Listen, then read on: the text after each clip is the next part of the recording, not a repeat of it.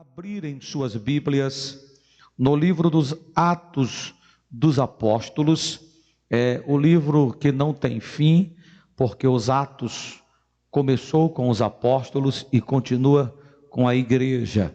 A única diferença é que não temos mais os registros documentais, a exemplo da igreja primitiva, quando Lucas, na verdade, traz aqui os registros apenas de alguns dos apóstolos, muito pouco, e alguns dos atos da igreja primeira. Capítulo de número 20, irmãos, capítulo 20, a partir do versículo de número 7. Tem aqui um texto interessante que eu quero utilizar como base para trazer uma porção da palavra de Deus aos irmãos sob o seguinte tema: o perigo de ocupar a janela.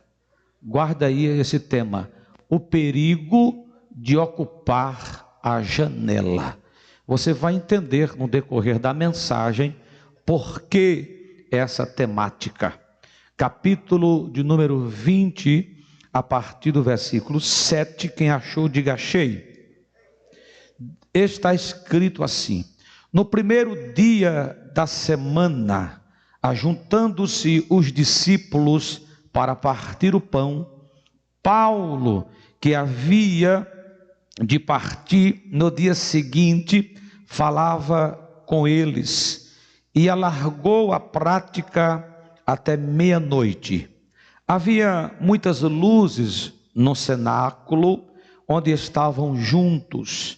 E estando um certo jovem, por nome Eutico, assentado numa janela, caiu do terceiro andar, tomado de um sono profundo que lhe sobreveio durante o extenso discurso de Paulo, e foi levantado morto.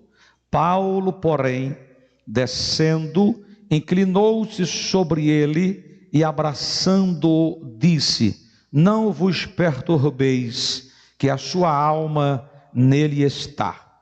E subindo e partindo o pão e comendo, ainda lhes falou largamente até a alvorada, e assim partiu.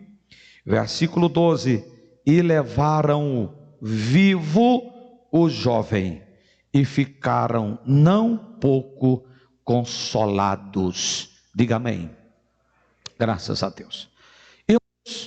Eu quero que você preste bem atenção na palavra, para que você tenha uma compreensão dela. Até porque, irmãos, é tão inconveniente ser mal assistido. É tão ruim quando... Já começou a falhar esse microfone. Se ele continuar assim, eu vou te tirar da janela. É tão ruim, dizia eu, irmãos, quando numa ministração não se tem ou não se dá a devida atenção, de maneira que muitos vêm na igreja e pouco colhe-se da mensagem que é ministrada. Não aqui, graças a Deus, porque os irmãos são muito educados, principalmente num culto como este, que é o culto da palavra. Nós temos aqui a atenção de toda a igreja do Senhor. Mas eu gosto sempre de ser repetitivo em chamar a atenção, a fim de que nada se perca da palavra de Deus. Pois bem, nós lemos um texto aqui. Esse texto narra a história de um culto, e eu vou falar mais detalhado acerca desse culto. É um culto de Santa Ceia, que está acontecendo aqui, exatamente no texto que nós lemos. Agora, esse culto, o protagonista deste culto, aquele que cuidou do culto, aquele que pregou no culto, foi o apóstolo São Paulo. E Paulo aqui, irmãos, dentro desse texto, quando você começa a ler, a partir do capítulo 19, nós vamos nos deparar com a terceira viagem missionária do apóstolo Paulo, pelo menos que se tenha registro ou que foi registrado por Lucas, o médico amado, que acompanhava o apóstolo São Paulo, especialmente nas suas viagens, a exemplo desta viagem missionária, a terceira viagem missionária. E aqui os fatos ocorridos no texto que nós lemos se dá exatamente quando Paulo, irmãos, ele está voltando da sua viagem, quando ele está regressando, passando pela Macedônia e também pela Ásia. Depois de ficar 3 meses na Grécia, depois você lê com cuidado o capítulo 20, você vai ter todas essas informações que eu estou pontuando a fim de te posicionar no texto. Depois de passar 3 meses na Grécia, Paulo segue viagem para a Macedônia. Vamos contextualizar? A Macedônia localiza-se ao extremo norte da Grécia e parte da Macedônia também, quase 40% do território aqui na época da Macedônia, hoje pertence à Bulgária.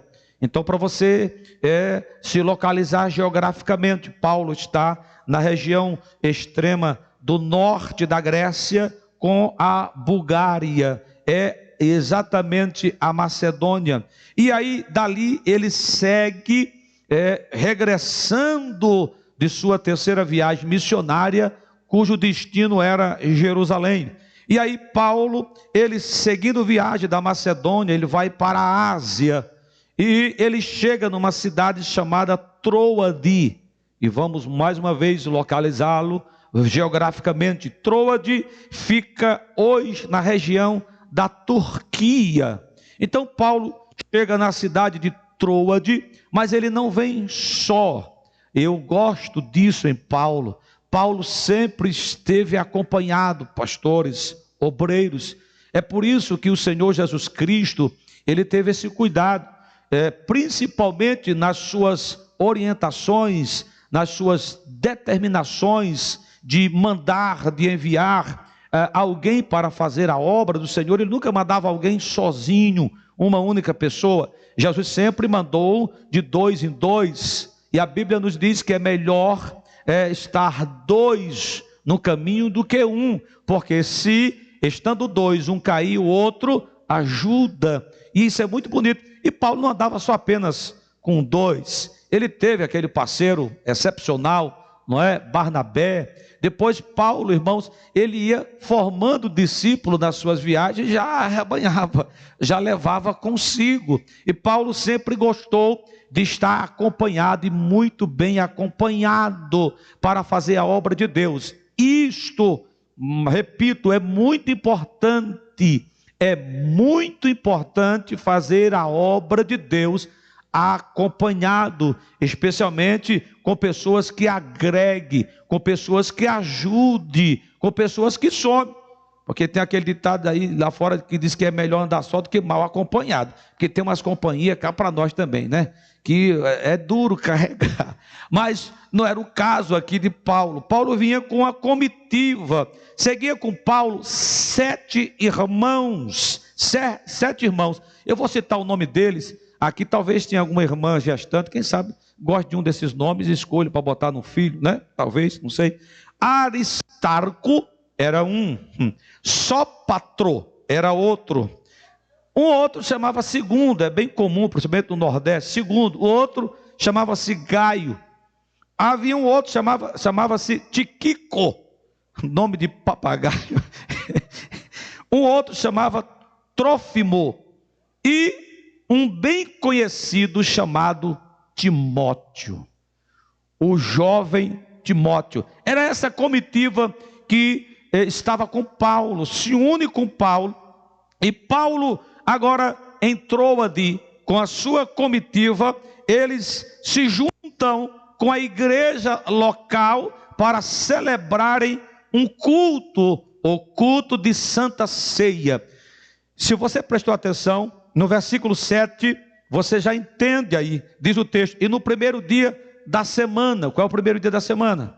Domingo. Ajuntando-se os discípulos para partir o pão. Algumas versões já traz exatamente aqui esse texto como sendo um culto de Santa Ceia. Paulo, a sua comitiva, junto com a igreja local, eles se reúnem no cenáculo para celebrarem um culto de Santa Ceia. E é aqui aonde eles se juntam para cultuar, e vai acontecer algo perigoso com um dos crentes que estava no culto. É sobre isso que eu quero falar.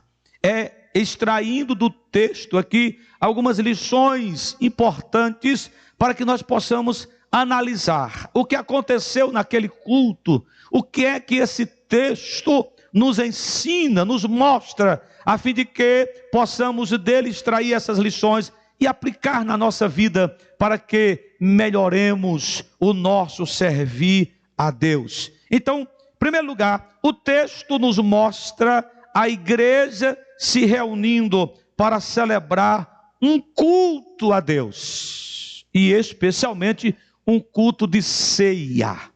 Deixa eu lembrar aos irmãos, e eu tenho feito isso, irmãos, por onde eu tenho pastoreado, por onde eu tenho mandado, é valorizar o culto de Santa Ceia.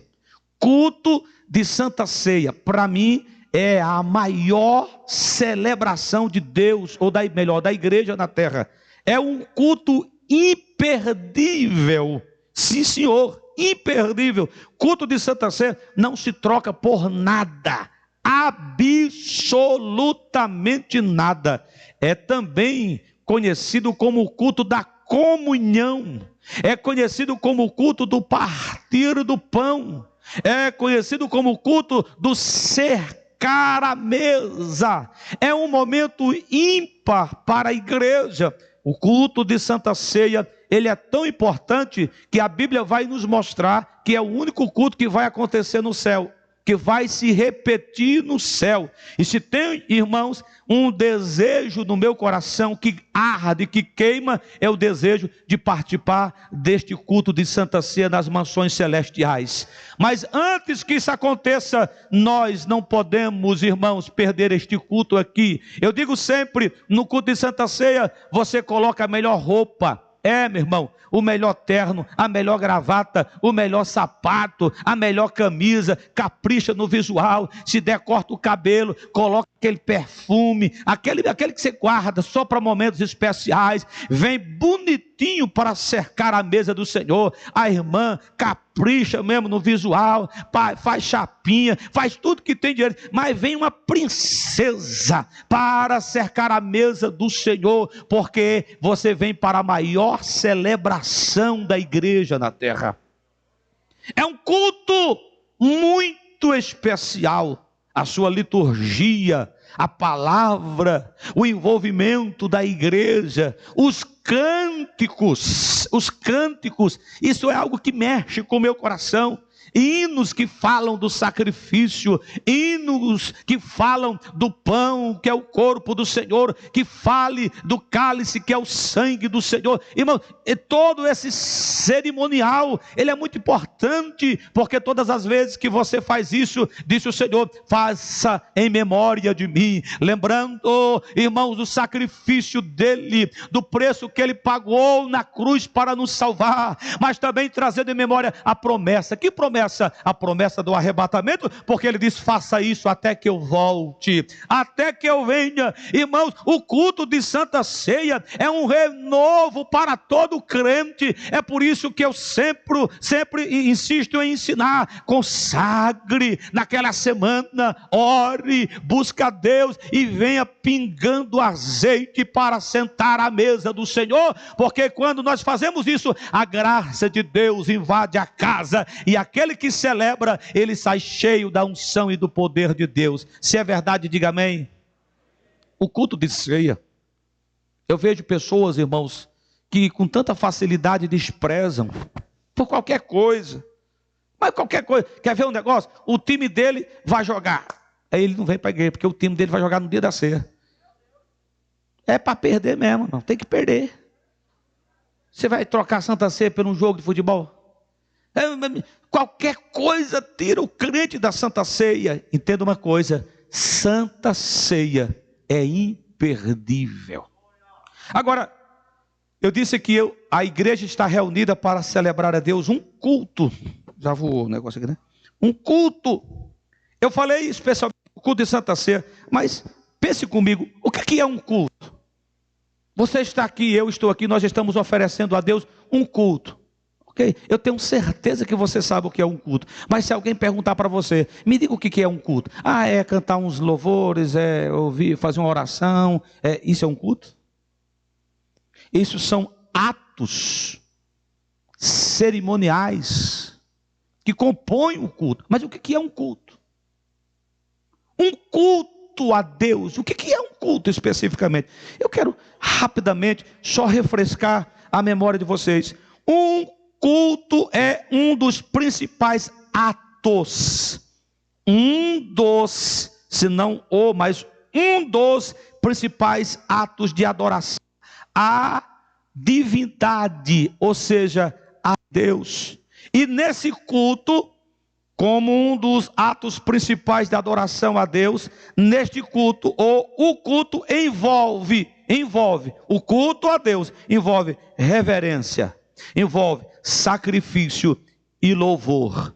Nesse culto que envolve reverência, sacrifício e louvor, tudo isso por meio de rituais, cerimoniais e celebrações. Então o culto é um conjunto de atos em um período de tempo em que você expressa a Deus a adoração. O culto, ele tem condições de atrair o divino do céu para a terra, mais precisamente para aquele local aonde se está oferecendo o culto. Não foi à toa que Jesus Cristo disse assim: aonde estiver 2 ou 3 reunidos no meu nome, que é isso? Culto, eu estarei no meio deles. Então o culto tem essa capacidade de atrair Deus, de tirar Deus do trono para que ele ocupe um lugar no culto. E não é qualquer lugar, é o centro de todas as atenções do culto. É por isso que no culto o glória é para ele, o louvor é para ele, o levantar das mãos é para ele. Tudo que se faz no culto é para ao Senhor, adorá-lo, porque ele é o objeto do nosso culto. Então, isso é o culto, sim. Agora, queridos, então a grande pergunta aqui é a seguinte: como devo me apresentar num culto? Se você já sabe que o culto é um dos principais atos de se adorar a Deus, a questão é: como eu devo me apresentar num culto? Qual deve ser a minha posição num culto? O que eu devo fazer num culto? Isso é interessante, porque se você não tem resposta para essas perguntas, talvez o seu culto não seja um culto agradável a Deus, não seja um culto aceito por Deus. É por isso que na igreja tem muitas pessoas que vêm assistir culto.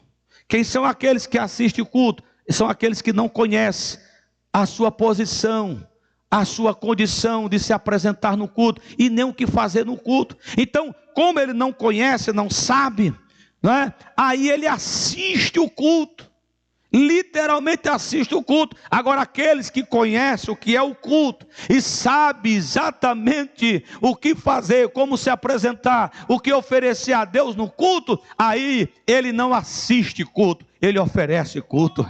É diferente. Ele oferece culto, e aquilo que ele oferece atrai a atenção de Deus. Deus gosta de ser adorado, Deus gosta de ser cultuado.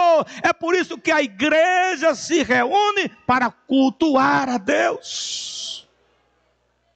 Quem estabelece o culto foi o próprio Deus. Salvo engano, capítulo 6 do livro do Gênesis, você vai encontrar lá o primeiro culto sendo organizado por Deus. Deus orienta o homem como deve se oferecer culto a Deus. Então, já desde o Gênesis que foi estabelecido o culto a Deus, porque Deus gosta de ser cultuado, porque no culto nós oferecemos adoração, sacrifício e louvor ao Senhor nosso Deus. Você entende a importância do culto? É por isso que também, irmãos, deve haver um esforço por parte de todos aqueles que foram salvos pelo Senhor para cultuar a Deus. Porque quem também estabelece o culto na congregação, na igreja, é o próprio Senhor. Jesus Cristo, quando ele, antes de ser assunto aos céus, ele mandou a igreja se reunir. Ele disse: vai para Jerusalém e fique lá cultuando até que eu derrame poder sobre vocês. Então a igreja nasceu exatamente cultuando ao Senhor nosso Deus. Então isso não é invenção da Assembleia de Deus, não é invenção nossa para chamar pessoas. Não. Quem é crente de verdade tem uma igreja para congregar, porque nela se oferece culto a Deus. Você pode cultuar na sua casa, você pode cultuar em algum, ou até na rua. Agora, não tem culto que se compare com o culto que se oferece na igreja. Esse ato, essa cerimônia, essa celebração, onde nós colocamos diante de Deus sacrifícios e louvores. O culto. Então, vamos a essas perguntas. Como devo me apresentar no culto? Primeiro, se apresente com total reverência. Capítulo de número 5, verso de número 1 de Eclesiastes diz assim: guarda o teu pé quando entrares na casa do Senhor. Se apresente com reverência. Irmãos, infelizmente muitos perderam essa condição com o passar do tempo. Chega na igreja como se estivesse chegando num lugar qualquer. Entra no santuário como se estivesse entrando num quarto dele, na casa dela. Não está nem aí com a casa do Senhor. Não tem reverência nenhuma. E olha, irmãos, tem cultos que a coisa fica difícil, porque as pessoas ficam transitando, fica andando de um lado, não tem a capacidade de ficar 2 horas sentada cultuando a Deus, não tem capacidade de se apresentar com reverência ao Senhor, ficar olhando para frente, vendo, acompanhando e participando do culto. Não, vem para o culto, começa a vender, começa a comprar, não fala com o irmão, com a irmã em lugar nenhum, mas quando chega na igreja é sentado do lado, puxa a conversa o culto todo com ela, fica fofocando, fuxicando, compra, vende, aluga, só não cultua. Falta de reverência. Aqui é lugar de culto. Se tem outra coisa para fazer, faz depois do culto. Porque aqui é com reverência. Guarda o teu pé quando entrares na casa do Senhor. Sabe por quê? Porque antes de você entrar, a sua santidade já está aqui. O dono da igreja, o Deus Todo-Poderoso, já está aqui para receber o meu e o teu culto. Como é que você se apresenta diante de Deus? Atenção total é para Ele. Tudo que se faz é para o Senhor. Com reverência. Porque você está na casa de Deus. O lugar onde Deus se apresenta. Vai comparecer diante do juiz. Vê como é que você vai se apresentar. Vê se você fica de qualquer jeito. Vê se você entra de qualquer jeito.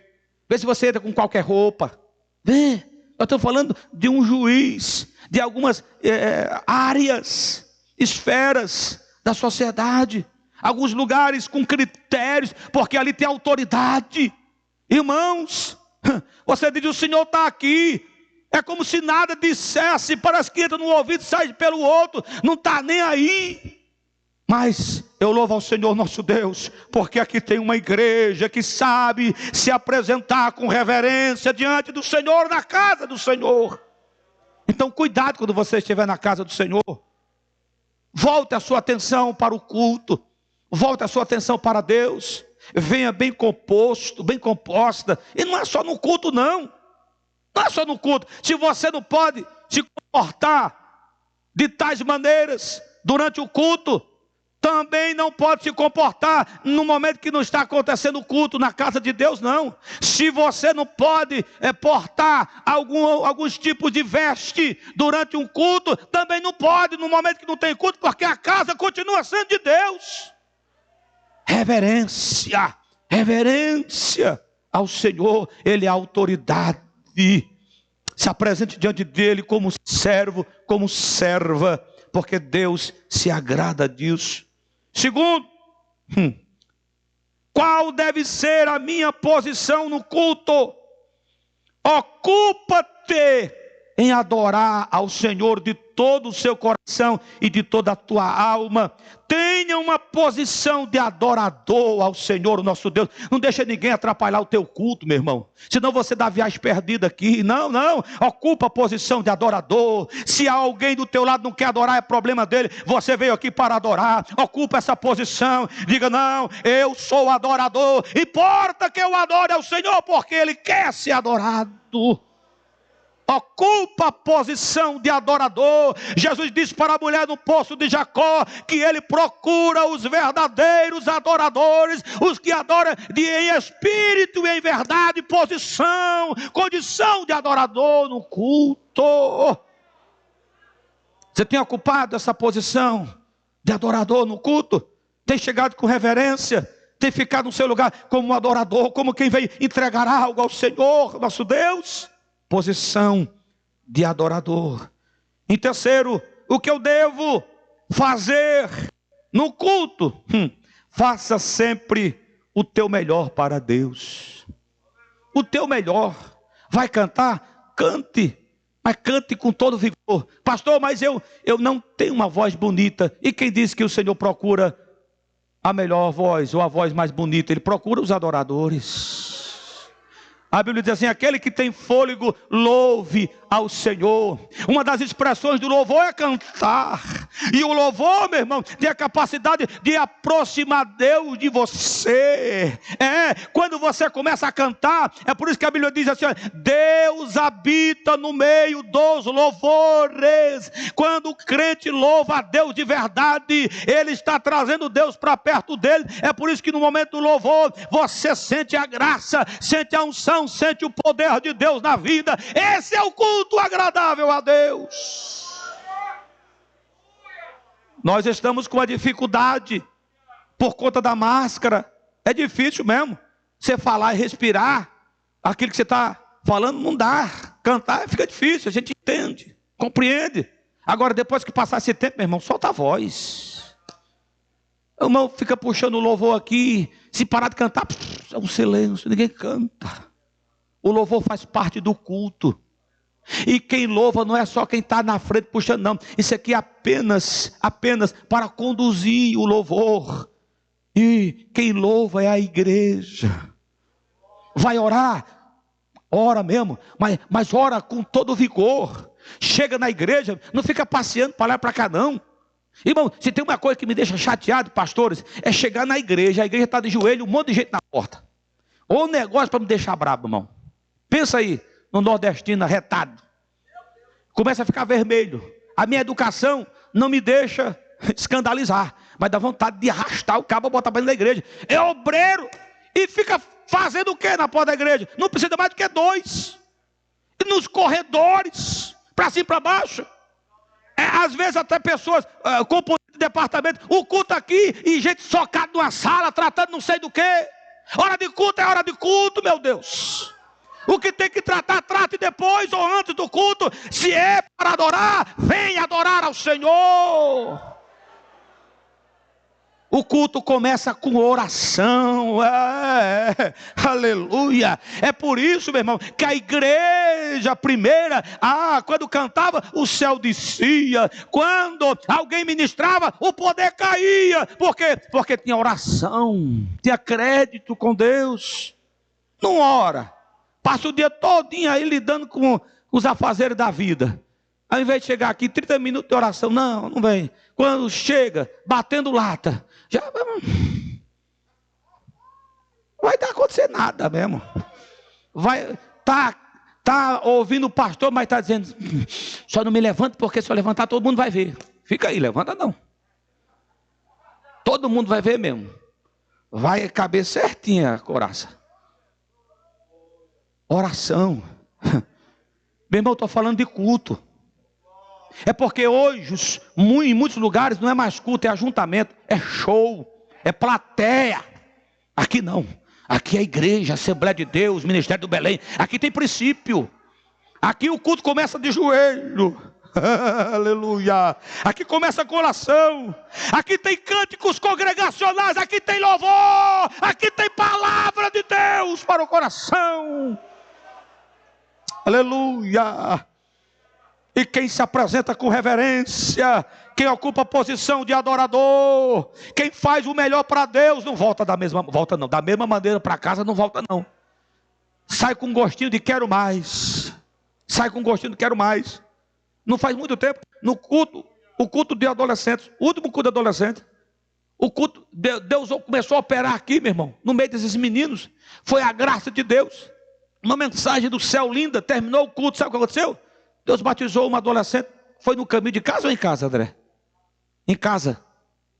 Dentro de casa. Chegou em casa, lembrando do culto, Jesus batizou com o Espírito Santo. Eu fui pregar a palavra de Deus lá em Interlagos, culto de Santa Ceia. Domingo de manhã, preguei. Deus batizou 4 com o Espírito Santo naquela manhã. Terminou o culto, celebrou a ceia, terminou, e o povo foi para casa. Quando eu estava chegando em casa, o telefone tocou, o pastor da igreja me ligou, disse: pastor Davi, tudo bem? Tudo, já chegou? Já. Deixa eu contar para você, uma família saiu daqui pingando azeite da igreja, no meio do caminho Jesus batizou 2 dentro do carro.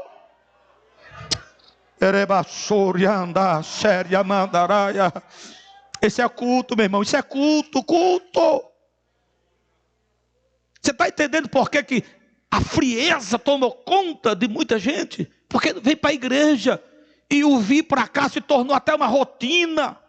O culto é uma cerimônia qualquer. Não, isso aqui é culto, não é uma cerimônia qualquer não. Alguns atos cerimoniais até acompanham o culto, mas não é algo qualquer não. Quando você estiver no culto, faça tudo o que você puder fazer, mas faça o teu melhor. Esse negócio de subir na tribuna e dizer: eu vou cantar o hino, isso aí não, mas é para Deus. Que conversa é essa, rapaz? Eu fico bravo com essas coisas, irmão. É como se Deus gostasse do que não presta, do que é ruim, do improviso. Irmão, eu vou pregar aqui, mas eu não estava pronto. Tem que estar pronto, caboclo. Você é obreiro. Você foi chamado para trabalhar na obra. Que conversa que foi pego de surpresa? Que conversa é essa? Vai orar, vai preparar a palavra de Deus. Tem que estar pronto. A espada tem que estar afiada na mão do obreiro. Depois assume a tribuna, aí começa com aquela lamúria, e a gente está dizendo: o que é que vai sair daí, meu Deus? O que é que vai sair desse negócio aí? Então, se você está no culto, faça o seu melhor para Deus. Eu não gosto de improviso, eu não gosto de arremedeio. Em culto não. O culto para mim tem que ter aquele... Se prepara antes, prepara o roteiro do culto. Se alguém vai receber a oportunidade, já busca antes. Esse negócio, vem aqui, não quero não. Você tem a responsabilidade de cuidar de um culto, cuide bem dele.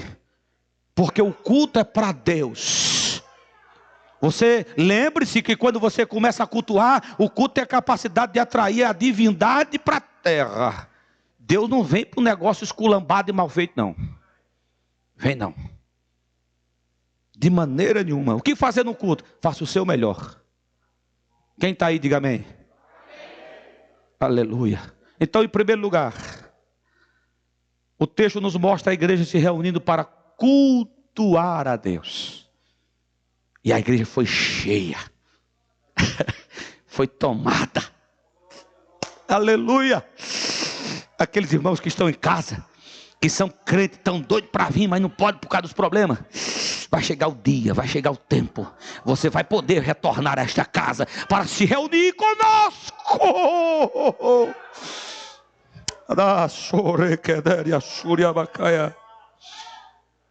Segundo lugar, nunca ocupe uma posição de risco no culto. Nunca ocupe uma posição de risco. O texto nos mostra um jovem chamado Eutico, que passou a ocupar um lugar de grande risco no culto em que Paulo pregava. Vamos ver, versículo de número 9. Olha aqui, coitado do Eutico. E quando um certo jovem, por nome Eutico, vamos contextualizar, quando ele chegou na igreja, assentou-se numa janela, posição de risco, e caiu do terceiro andar, isso é, da janela em que ele estava, porque foi tomado de um profundo sono que lhe sobreveio. Presta atenção no texto. Durante o extenso discurso de Paulo. Eu não gosto dessa palavra discurso para aplicar a palavra à mensagem. Discurso pode ser algo recheado de uma oratória bem trabalhada. Palavra é diferente. Paulo não estava trazendo um discurso, Paulo estava ministrando a palavra de Deus. Mas Eutico estava numa posição de risco. E porque a janela não é um lugar a ser ocupado em um culto? Eu vou explicar aqui essa questão da janela como sendo uma condição ou uma posição de risco, tá? Porque janela compõe a arquitetura de um cenáculo, de uma igreja. Nós temos várias janelas. Aqui é selada por conta do barulho e do ar-condicionado. Mas a janela, ela compõe a arquitetura do prédio. Não estou falando na questão de não existir isso, porque isso é natural. O que eu estou falando aqui é que em um culto não se deve ocupar uma posição de risco. Aquele moço, ele veio para o culto. Ele veio, mas ele ocupou no culto uma posição de risco lá, ao tomar lugar naquela janela. Então, por que a janela não deve ser ocupada em um culto? Porque a janela, ela pode te levar a dividir o teu olhar. Ela pode dividir o teu olhar. O problema da janela é a visão que ela te dá do outro lado. Pastor, o que o senhor quer dizer? É o crente que está aqui e a cabeça está lá fora. É o crente dividido entre o santo e o profano. Entre o servir a Deus, mas também aproveitar o mundo. Quem está nessa janela, ele até vê o que acontece no culto, mas a vida dele está voltada também para o outro lado da janela, para o mundo. Ele está com o olho aqui, o outro lá no mundo. Aí é que está o problema, aí é que está o risco, e é um risco sério, é um risco grande, está entendendo? O que eu quero dizer é que tem muitas pessoas que até participam do ritual, da cerimônia, do ato, da celebração, mas está na janela, está aqui, mas não está na posição de adorador, não está dando o seu melhor, porque está comprometido com o olhar do outro lado da janela. Posição de risco. Posição de risco, e isso é muito sério, porque a janela te mostra, te dá a visão do outro lado. É por isso que tem muito crente dividido dentro da igreja, dentro do santuário, quando aqui nos ajuntamos para cultuar ao Senhor. A janela pode tirar de você o encanto e a atenção do culto. Se tem uma coisa, irmão, se tem uma coisa que deve encantar o crente, é o culto. É por isso que crente não perde culto, não, seja ele qual for. Aí alguém diz assim, mas isso é coisa do primeiro amor. Mas quando você vai para Apocalipse, o Senhor está cobrando a igreja, uma das igrejas, ei, volta a ocupar a posição primeira, aquele primeiro amor, do encanto, do entusiasmo, quando você vinha mesmo, quando você oferecia, quando você se sacrificava mesmo chovendo, com frio, com sol, não importa, a alegria é estar na casa do Senhor, para adorá-lo na beleza da sua santidade. Era ou não era? Você se lembra? Mas muitos que ocupam a posição de risco, ficam divididos entre Deus e o mundo, eles começam a perder o encanto do culto, porque a janela tem disso. A janela vai tirando o encanto do culto. Eutico está na janela, um olho em Paulo e um outro na rua. Aí o culto vai se demorando. A mensagem de Paulo, irmão, quem gostaria de ouvir Paulo pregar? Levante a mão só para me ver, só ver. Meu Deus, eu queria, é um dos desejos que eu tenho, se pudesse ouvir Paulo pregar. Aquele homem não era muito bonito de se ver, o cidadão, não é? Zambeta, baixinho, zóio lagrimejando, era feinho. Mas, meu irmão, quando abria a boca, aleluia, quando abria a boca, até os governadores, quando ouvia, ficava, aceita Jesus, mas não aceita, e aí ficava perdido. Quando ele começava a falar, até os sábios, lá na Grécia, quando ele chegou, ele cantou os filósofos, quando ele falava do Senhor e da palavra. Oh, homem eloquente, de sabedoria, de conhecimento, de graça, de unção e poder na palavra. Paulo arrebatava aqueles que lhe ouviam quando ele falava a palavra. Então perceba que a igreja está encantada com a palavra, porque a Bíblia diz que ele pregou até meia-noite. Quem fica comigo até meia-noite, diga amém. Vocês são corajosos mesmo. Com Paulo ficaram, porque a mensagem era encantadora.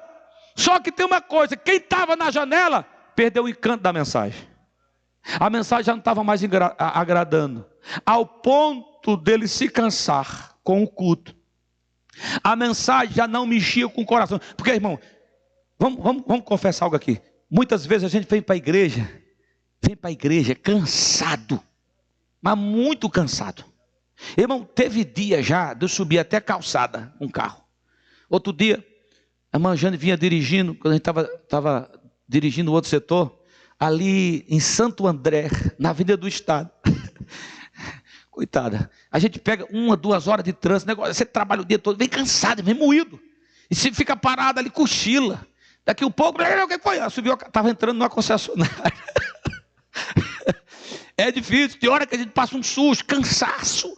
Agora tem uma coisa, chega aqui, quando dobra o joelho, quando começa a cantar, quando a palavra do Senhor vem ao coração. E meu irmão, é algo sobre, eu não sei o que acontece, só sei que é sobrenatural, é de Deus. Se passar 1 hora, tá 2, 3, a gente fica a noite inteira aqui, adorando ao Senhor nosso Deus. Por quê? Porque a fadiga, ela dá lugar à graça, à presença de Deus, à unção do Senhor. Mas quando o crente está dividido, ele não aguenta nem 2 horas. O culto começa às 7, ele chega às 7h30, 15 para as 8, ele está levantando, porque está achando que a mensagem está demorada. É assim ou não é? Não, eu tenho que sair, tem? Cuidado, nunca saia do culto e deixe ele incompleto. Porque se você sai do culto e não completa o culto, é um perigo, você corre risco. Eu falei para um irmão outro dia, vai não, meu filho, espera a bênção apostólica. Não, eu preciso sair. Chegou na esquina, foi assaltado. Voltou, foi assaltado. Agora fica aqui, prejuízo. Então, tem uns, irmãos, que não aguenta 2 horas de culto. O Eutico, dividido na janela. Um olho no culto, o outro no mundo, cochilou. Eu sei que tem alguns, irmãos, tem alguns que, dado ao cansaço, cochila. Não é esse cochilo que eu estou falando, né? Eu tinha um obreiro, só bastava começar o culto, ele chega a fazer.